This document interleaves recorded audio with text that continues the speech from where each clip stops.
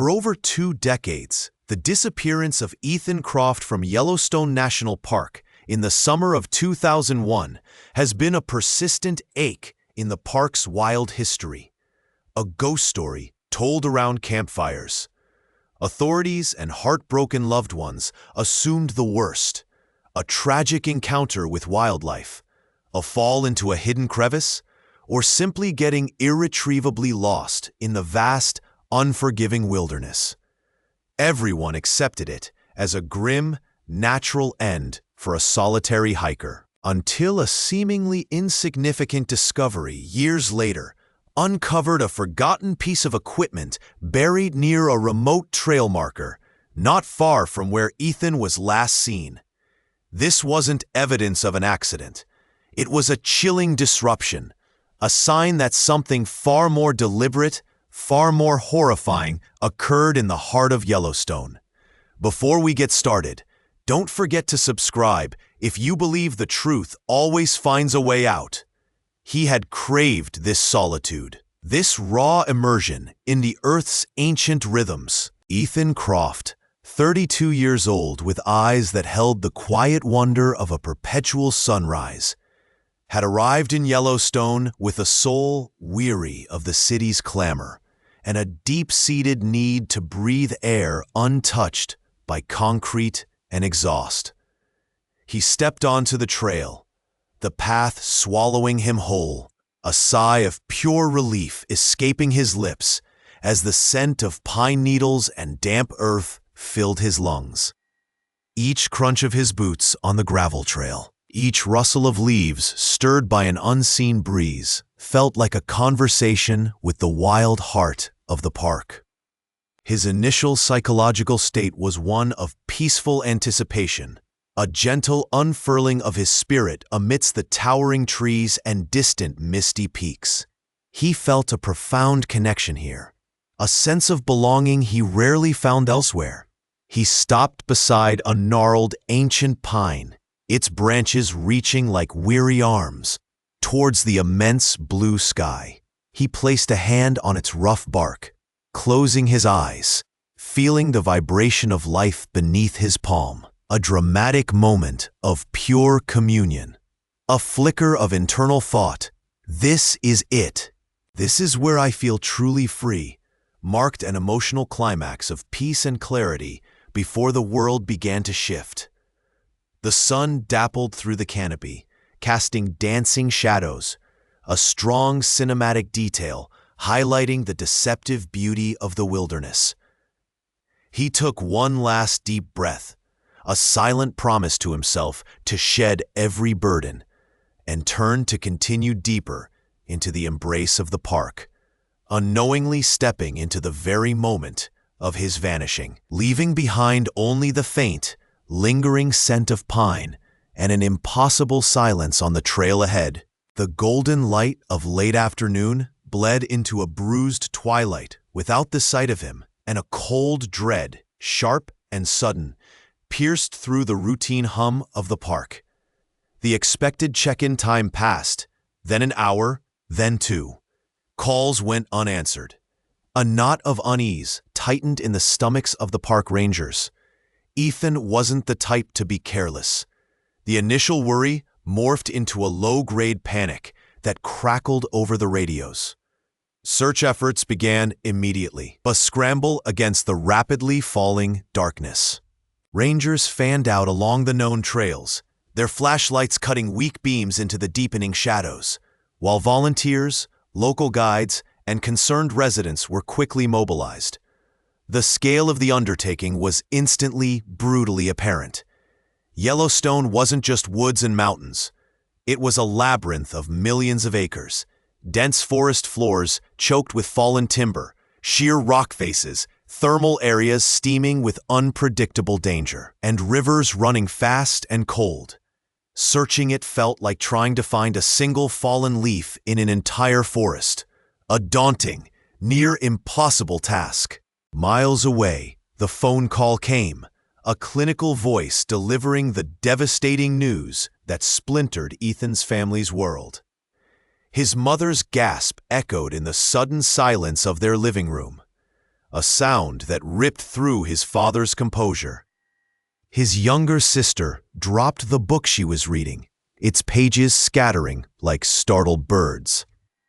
Fear, raw and immense, washed over them, pulling them under a wave of desperation.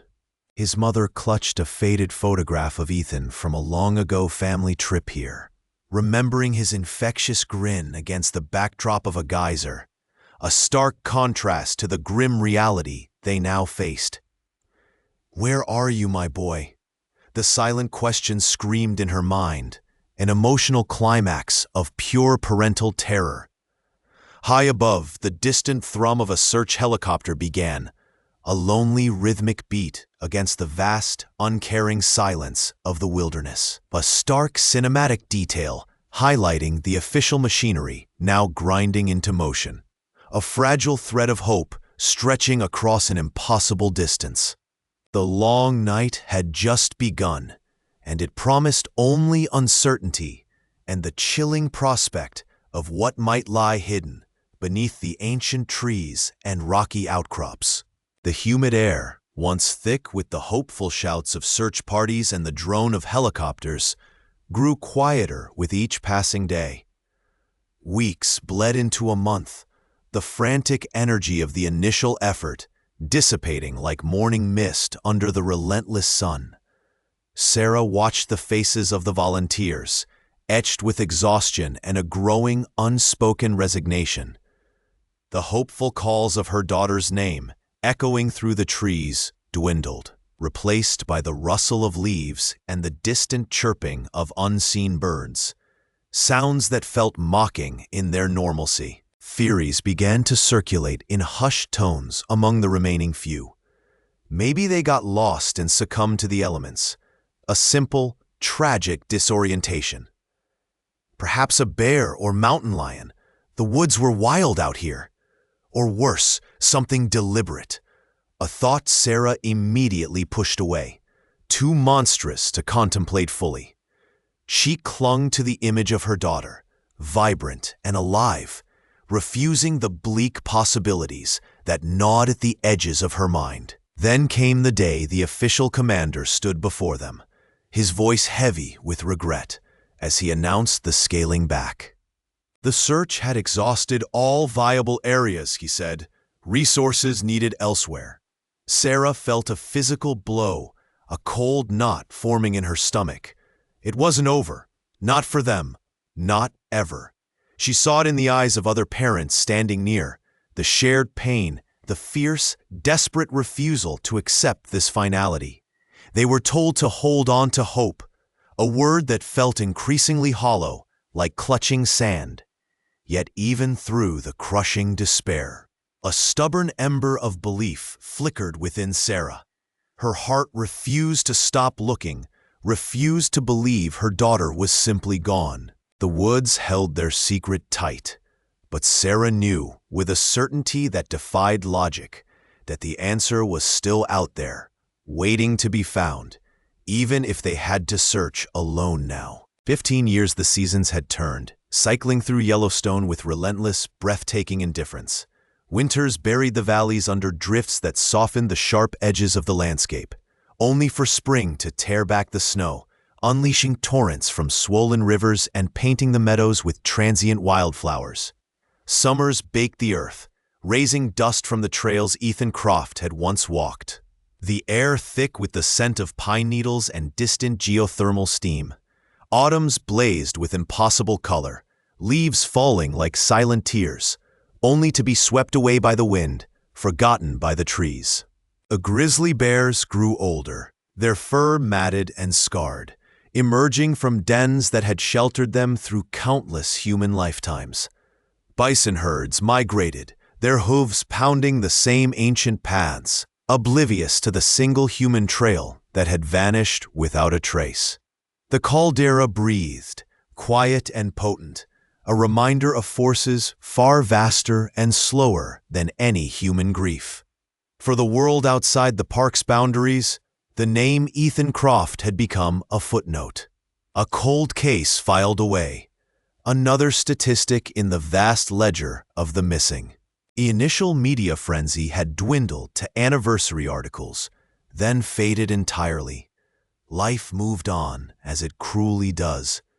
But for his parents, for his sister, the passage of 15 years wasn't a softening of the edges, but a deepening of the chasm.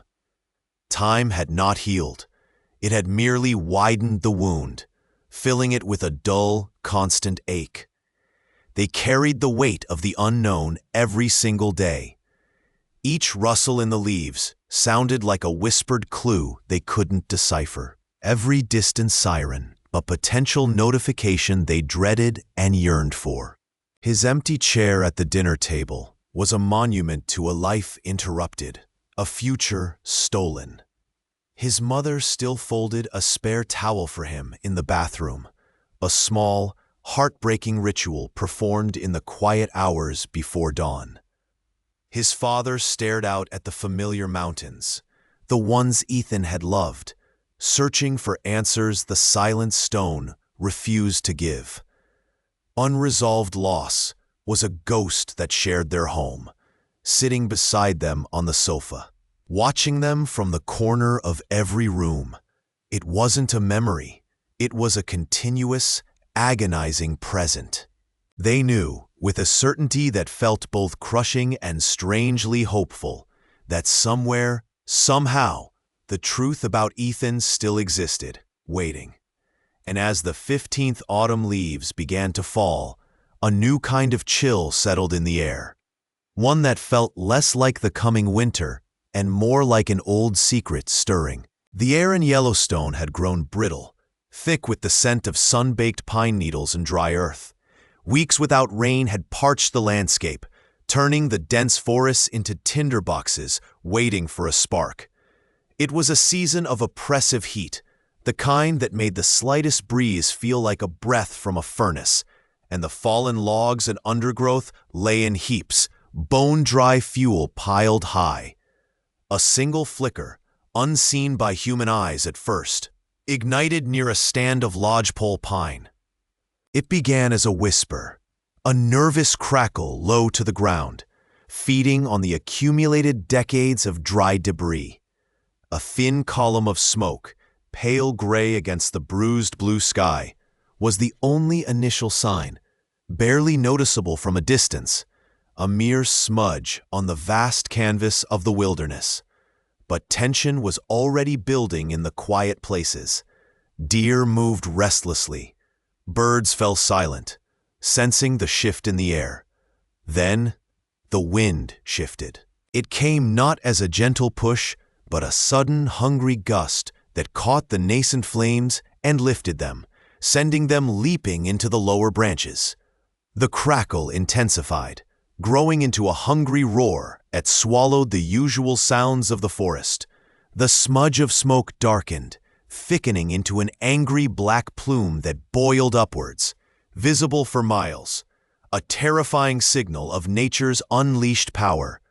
The landscape, so recently serene and green, began its fiery transformation. Trees that had stood for centuries ignited like torches, their crowns exploding in showers of sparks. The heat pulsed outwards, an invisible wall pushing back the air, the light below the smoke canopy turning an apocalyptic orange. The fire moved with terrifying speed now, devouring everything in its path, a monstrous entity spreading its influence across valleys and upslopes.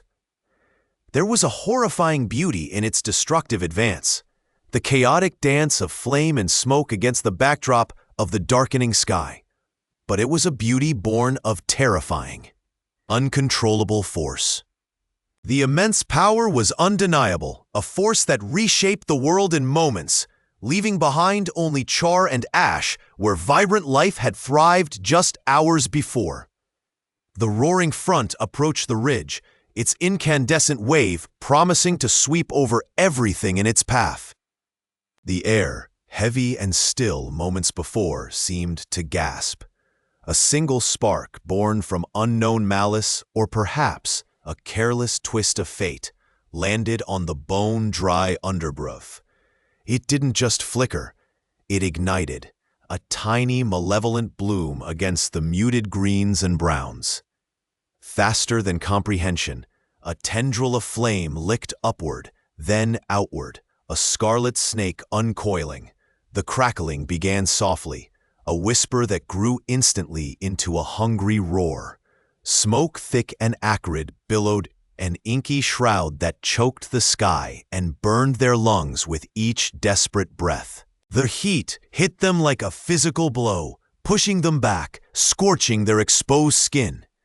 They watched, transfixed and terrified, as the fire leaped from bush to bush, consuming everything in its path with terrifying speed. It wasn't just fire. It was a living, breathing beast of pure destruction, its roar a deafening symphony of snapping branches and exploding pine cones. Towering trees, silent sentinels for centuries, became fiery torches in seconds, their crowns erupting in flames against the darkening, smoke-filled sky. Panic clawed at them, cold and sharp. This isn't supposed to happen. They remembered walking these paths, the dappled sunlight, the scent of pine and damp earth, moments that now felt impossibly distant, swallowed by this inferno. The fire paid no heed to nostalgia or memory. It was a force utterly indifferent. There was no standing against it, no logic to its path, only raw, unyielding power. They had to move, had to find a way through or around this wall of flame. But the smoke blinded them, the heat disoriented them, and the roar drowned out all rational thought. Their only hope was that the fire had missed something, left some path open, somewhere they could still go. The roar was no longer a distant threat, but a physical force, vibrating through bone and earth. The fire reached its zenith, a colossal beast of flame, consuming everything in its path, with a terrifying, beautiful hunger. It wasn't just burning. It was annihilating. Trees, ancient and proud, didn't just catch fire. They detonated, exploding in showers of sparks and embers, their demise marked by sharp, violent cracks that sliced through the continuous, deafening thunder of the blaze. The heat wasn't just oppressive. It was a tangible wave, distorting the air ahead of the inferno, turning the distant ridges into wavering mirages of heat haze and shimmering light. It sculpted the landscape with brutal efficiency, charring the soil, vaporizing moisture, and pushing animal life into panicked, futile flight. Every human effort felt pathetically small. A few splashes of water or weak lines scratched into the dirt against a force that swallowed acres in minutes. It was nature's untamed fury, a reminder of its absolute power, indifferent to the small dramas playing out beneath its fiery breath. Yet in this total destruction, the wilderness was being fundamentally remade.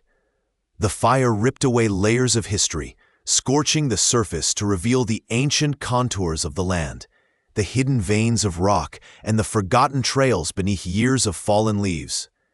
It seemed to be cleansing, exposing, demanding that the ground yield its secrets under the crucible of its touch. What ancient things lay buried, now laid bare by this brutal sculptor? The smoke, thick and acrid, stung the eyes and throat, a constant reminder of the scale of the devastation, but also carried the metallic scent of something disturbed, something unearthed by the heat. In the heart of that inferno, where the heat pulsed like a malevolent heartbeat, a shadow moved, defined not by light, but by the absence of flame around it. It was a fleeting, impossible sight in the inferno's core. What was the fire revealing? Or more terrifyingly, what was it hiding? The wind, when it finally stirred, carried no scent of pine or damp earth, only the acrid, permanent smell of consumed fuel and ash. Where once stood towering sentinels of green, now rose a silent, skeletal forest, charred black against the pale, smoky sky. The ground was a uniform carpet of gray and black, soft underfoot with layers of cinders, erasing the vibrant hues of wildflowers and moss that had thrived just days before. It was a landscape fundamentally altered, a stark, desolate canvas painted in shades of loss. Scattered figures moved through this stillness. Park officials and weary rangers, their faces smudged with lingering soot, their movements slow and measured as they surveyed the devastating scale of destruction. Each step crunched audibly on the ash, the only sound in the vast, eerie quiet that had replaced the rustle of leaves, the calls of birds, the buzz of insects.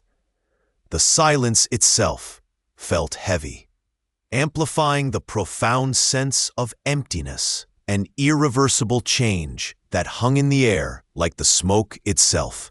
A ranger knelt beside what was once a sturdy oak, now reduced to a brittle, fragile sculpture of charcoal, its branches reaching like burnt fingers toward a sky that seemed indifferent.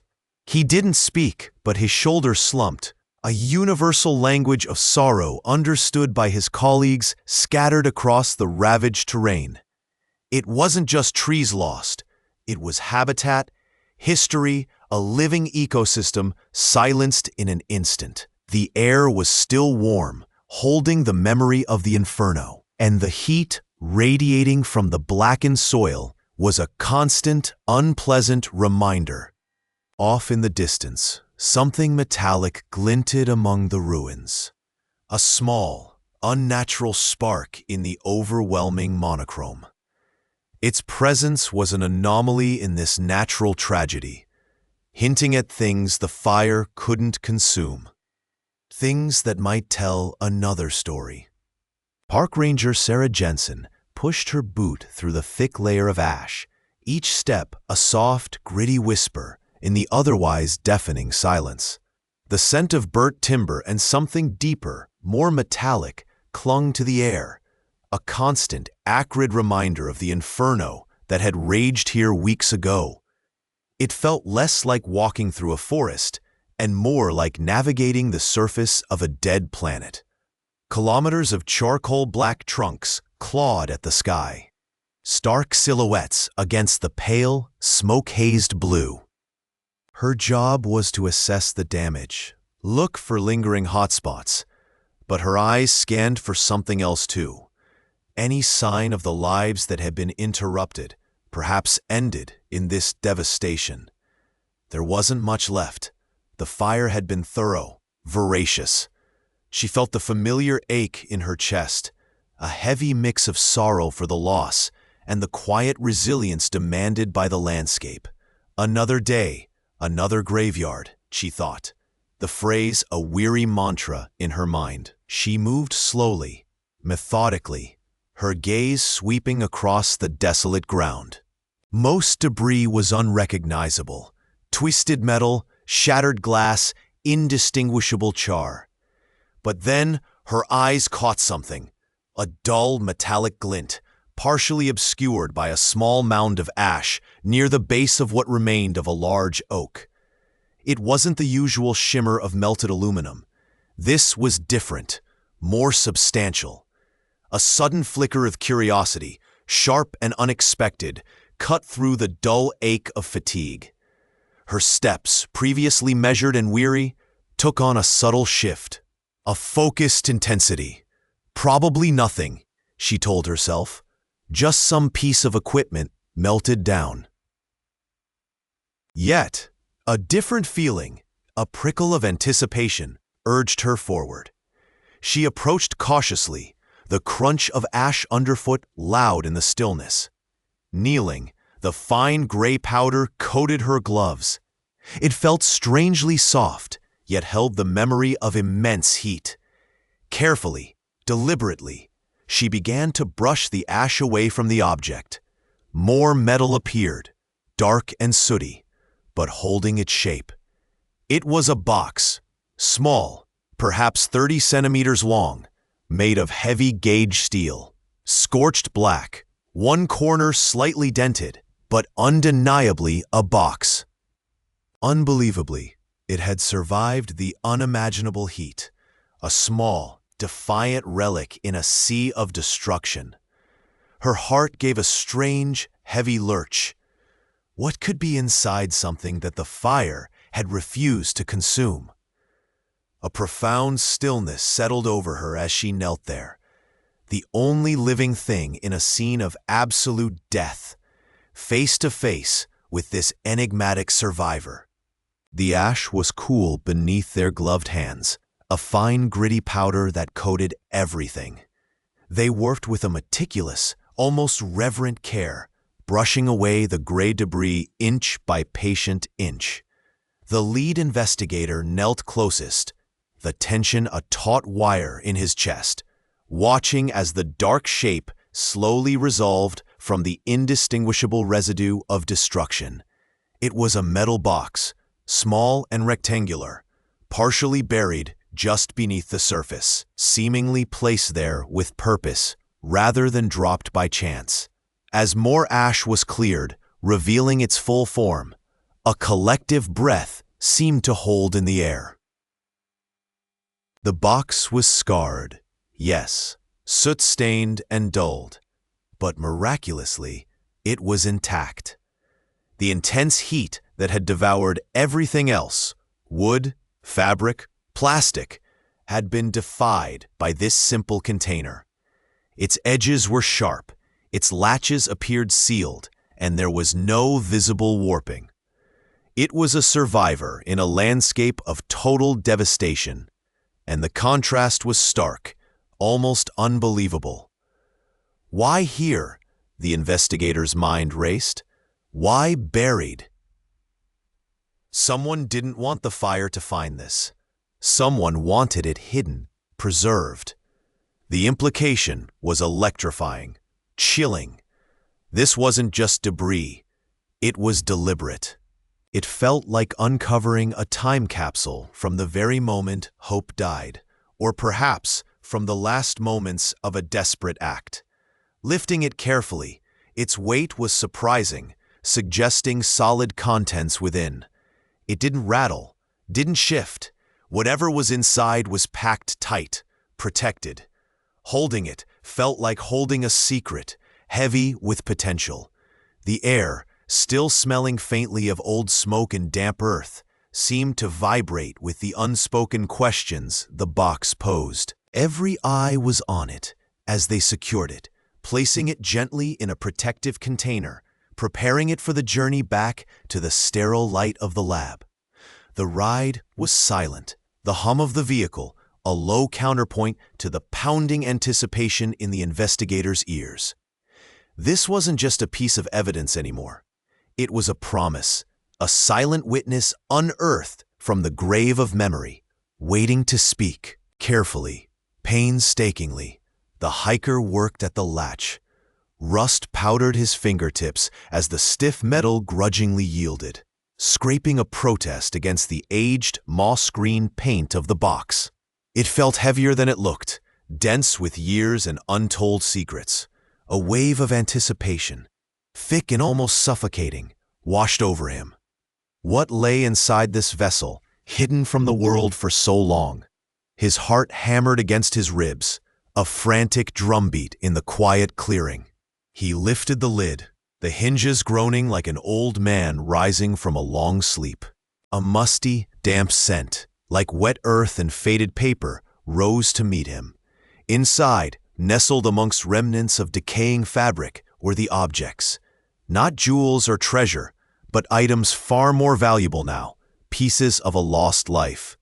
On top lay a leather-bound journal, its cover warped and stained, the pages swollen and fragile at the edges. Beneath it, tied with a faded ribbon, was a small stack of photographs, faces peering out from the past, some smiling, some caught mid-expression. He saw faded documents, titles or deeds perhaps, their ink blurred but legible in places. And then his gaze settled on a small, intricately carved wooden bird, tucked beside the journal. It felt warm somehow, despite the cold metal of the box. This wasn't just a collection of things. This was an identity, a whisper from the silence. Holding the journal, feeling the weight of it, the sheer, raw presence of it in his hands, was a profound, aching connection across decades. A photograph slid slightly, revealing another face, younger, full of hope. Looking directly into the lens, capturing a moment in time that the world had forgotten. Who were they? What happened to them? His eyes scanned the first visible lines of text on the journal page. A date, a name, then a phrase that chilled him, hinting at a journey not of choice, but of necessity. Hands fumbled with the latch. The metal groaned, a sad, rusty sound that echoed the weight inside. Dust motes danced in the shaft of light from the window as the lid lifted, releasing the scent of old paper and mothballs, a musty perfume of forgotten things. Inside, nestled beneath faded clothes and a few trinkets, lay a stack of worn notebooks and folded envelopes tied with brittle string. Curiosity warred with a sudden, sickening dread in her chest. What secrets did this box hold? She reached in, fingers brushing against the rough paper, the surfaces cool and dry beneath her touch. A small flat stone, oddly smooth, rolled from one of the envelopes, catching the light. The first notebook fell open to a page filled with Ethan's familiar, urgent scrawl. His early entries spoke of unease, hushed whispers he'd overheard near the old mill, strange lights flickering on the edge of town at night. His tone shifted subtly at first, then dramatically, from simple observation to growing fear.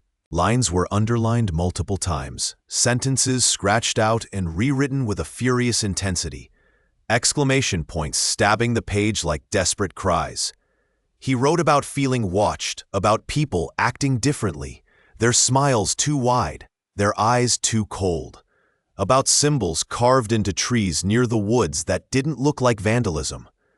Then came the coded notes, scribbled diagrams that looked like star charts or complicated lock mechanisms, and desperate pleas to someone unnamed, urging them to listen, to believe before it was too late. The core conflict emerged not as a single event, but a creeping horror, documented page by painstaking page. Ethan had stumbled upon something deeply hidden within the community, something ancient and tied to the land itself, something requiring secrecy and perhaps terrible sacrifice. He didn't understand it fully, but he knew it was wrong, dangerous, and that certain figures in town were involved in maintaining its silence. The realization hit her with a cold, hard force. Ethan hadn't disappeared. He had been trying to expose a profound, generations-old secret rooted in the town itself.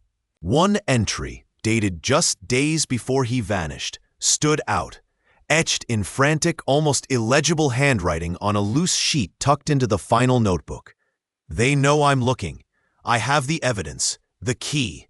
If anything happens to me, look for the stone hand. Tell everyone." The paper felt impossibly fragile in her grip, threatening to disintegrate under the pressure of her trembling fingers. A wave of icy sorrow washed over her, the empathy for his isolated terror a sharp, physical pain in her own gut. This wasn't a simple runaway. Ethan was running from something ancient and terrible, trying desperately to point the way back. The box didn't just hold his past, it held the chilling echo of his final struggle, a silent, desperate message pointing towards a hidden location, a final truth waiting to be found. The stiff cardboard edges of the hidden box pressed into her fingers, the air thick with the scent of aged paper and dust as she carefully lifted the contents. Inside, nestled beneath a few faded photographs and a small carved wooden bird, lay a thin, leather-bound journal. Its pages, yellowed and brittle, told a story starkly different from the quiet, introspective boy everyone remembered. Ethan's neat handwriting filled the lines, not with teenage worries, but with hushed observations and growing fear. He hadn't just been wandering when he disappeared, he had been watching. The entries chronicled strange movements near the old abandoned mine entrance. Furtive figures in the pre-dawn light, hushed voices carrying on the wind, the distinctive clanking of machinery that should have been silent for decades. He detailed scribbled license plate numbers, descriptions of worn-out trucks, and an unnerving sense of being followed. His words were a chilling testament to a secret operation he had stumbled upon, one far more sinister than he could have imagined. A particular entry dated just days before he vanished sent a jolt of ice through her veins. "They know I saw something," it read, the ink slightly smeared as if his hand had trembled. "A warning. Stay away from the ridge." "But I can't. Not now. It's worse than I thought." The stark honesty, the raw fear emanating from the page, painted a vivid picture of his final days. He wasn't lost. He was hunted. His disappearance wasn't a tragic misstep in the wilderness. It was a consequence. He had seen a truth he wasn't meant to see, a truth powerful enough to silence a life. The realization hit with the force of a physical blow, stealing the air from her lungs. The gentle, thoughtful boy who loved to sketch birds had been tangled in something dark and dangerous, caught in a web of secrets and threats. It wasn't grief she felt now, but a searing, righteous anger, and a deep, aching empathy for the fear he must have carried alone. The rustle of the journal pages seemed to echo his frantic heartbeat, a pulse that had been abruptly, violently silenced. He hadn't been lost, he had been taken. And the people who took him were still out there, their secret kept hidden all these years. The journal lay open in her hands, a fragile map pointing towards a buried injustice, demanding to be followed. Detective Miles Corbin sat across from Sarah, Ethan's older sister, the table between them buried under 2 decades of grief and unanswered questions. The air in the small room felt thick with the smell of aging paper and cold coffee. On one side lay stacks of the original missing person files, flimsy reports, faded photographs of a smiling young Ethan, maps marked with fruitless search grids, transcripts of dead-end interviews. On the other, the raw, disquieting contents of the newly discovered box, worn journals filled with cramped, anxious handwriting, crumpled letters hinting at secrets and coercion, a few stark, unsettling photographs. Miles, methodical despite the gnawing tension, spread out a timeline, pinning dates from the box's entries alongside the sparse, agonizingly familiar timeline of Ethan's last days. Sarah's breath hitched as she saw a specific date mentioned in one of the letters. July 14th, the very day Ethan vanished. Miles's finger traced the frantic words, descriptions of needing to handle something, of the meeting being moved. He slid an old witness report across the table. A farmer had mentioned seeing a strange car near the old creek bed that afternoon, a detail dismissed at the time. Sarah's eyes scanned the journal entries, recognizing familiar names, faces from school photos now tinged with dread. "He wrote about Mark and Emily," she whispered, her voice trembling, pointing to scrawled initials. "They were in his class. Always seemed so quiet." A chill settled over the room as Miles pulled Mark and Emily's names from the original interview logs. Brief, seemingly innocent statements given shortly after Ethan disappeared. But the context from the box twisted everything, turning casual acquaintances into potential participants, quiet classmates into figures implicated in secretive, fearful acts. A knot tightened in Sarah's stomach. The journals painted a picture of a group, a dangerous undertow beneath the surface of their small town, and Ethan had somehow become intent. It wasn't just a disappearance. It was a planned event, and the people involved were no strangers. The box wasn't just a clue, it was an indictment, naming names and places that demanded a closer look, a confrontation. The air in the study thickened with the scent of old paper and stale coffee as Sarah's fingers traced the neat lines of a handwritten ledger. Beside it lay printouts of encrypted emails, their codes broken by the tech-savvy friend who'd helped them examine the box's contents. It wasn't just proof of wrongdoing, it was a carefully assembled roadmap, meticulously detailing transactions, dates, and names.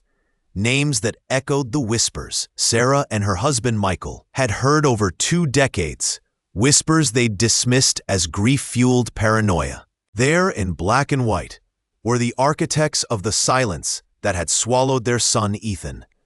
A wave of nausea hit Sarah, quickly replaced by a cold, hard resolve. Michael gripped her hand, his knuckles white. Years of aching uncertainty, the gnawing pain of not knowing, compressed into this singular, explosive revelation.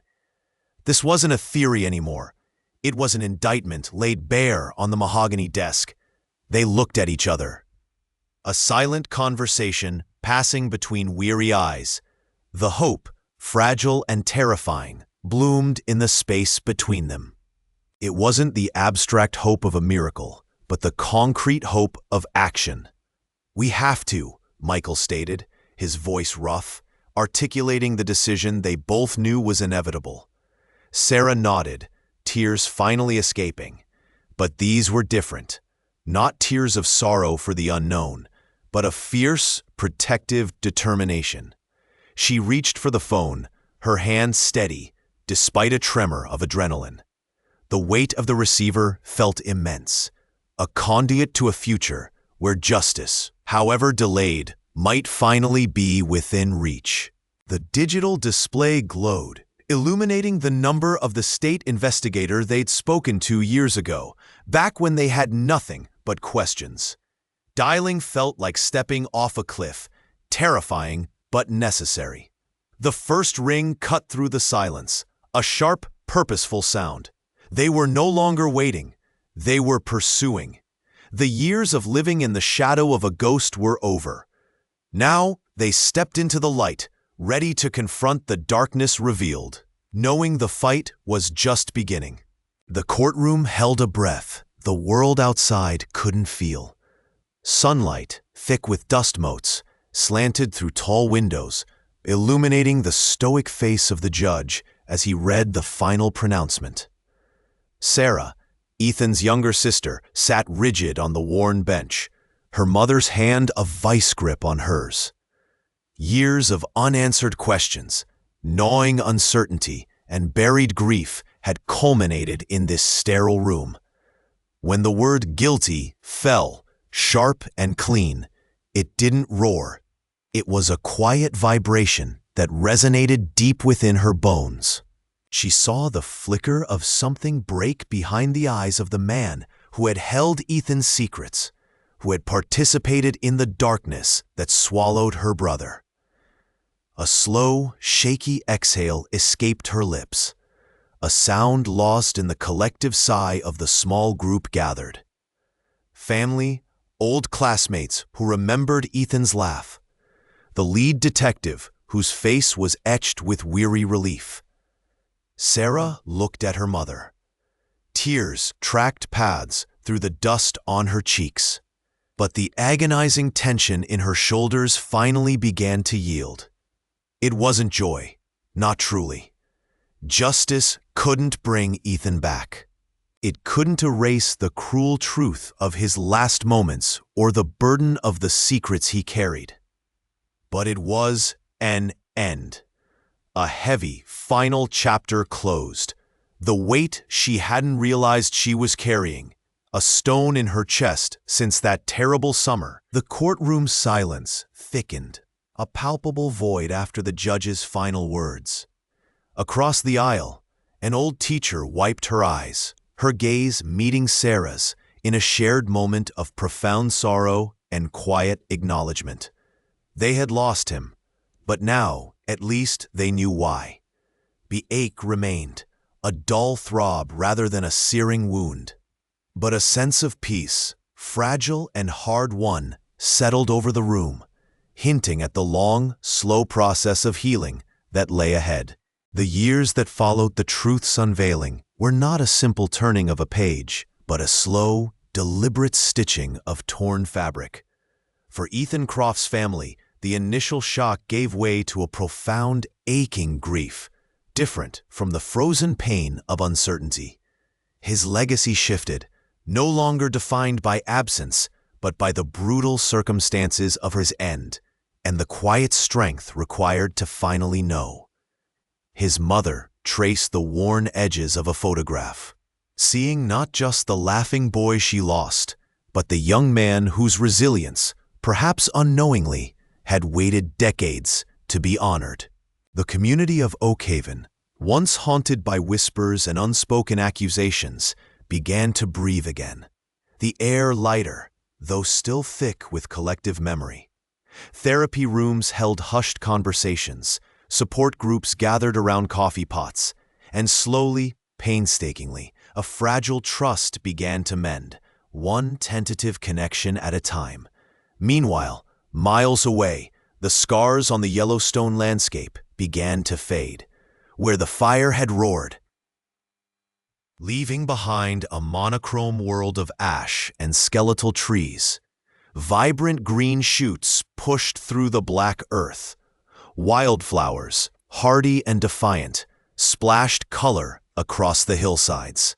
The calls of returning birds echoed through the valleys, a symphony of renewal. It was a powerful, living metaphor, the land itself healing, mirroring the slow, difficult path toward wholeness for those touched by the past. The truth, once a devastating weight, had become a foundation, hard-won, upon which remembrance could stand, without shame or speculation. Resilience wasn't just a word. It was the quiet strength in a survivor's eyes, the shared look between neighbors who had endured, the very life blooming anew from destruction. Memory remained, a sacred trust, ensuring that while the pain might soften, the lessons learned, the lives lost, would never truly be forgotten. The quiet courage found in facing the darkness had paved the way for a hesitant dawn.